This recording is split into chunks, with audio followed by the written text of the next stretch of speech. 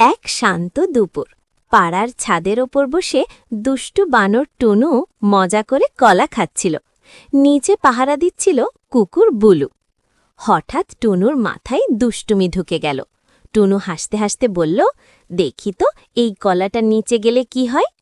কলা গিয়ে পড়ল ঠিক বুলুর মাথায়। বুলু চমকে উঠে রেগে বলল, এই কে মারল? আজ তোকে ধরতেই হবে। বুলু সিঁড়ি বেয়ে দৌড় দিল আর টুনু এক ছাদ থেকে আরেক ছাদে লাফাতে লাগল। চারদিকে শুধু ধপাধপ শব্দ।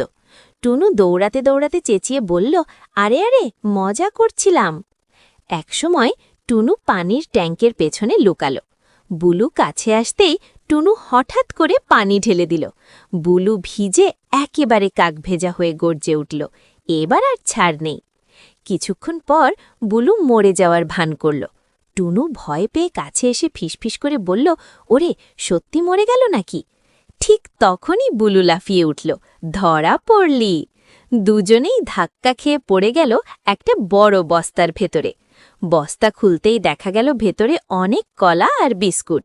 টুনু অবাক হয়ে বলল, আরে এত খাবার! বুলু হেসে বলল, চল যুদ্ধ বাঁধ, খাবার ভাগ করি।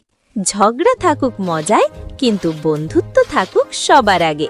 তবে সাবধান, এই বানর আর কুকুরের দুষ্টুমি কাল আবার শুরু হবে।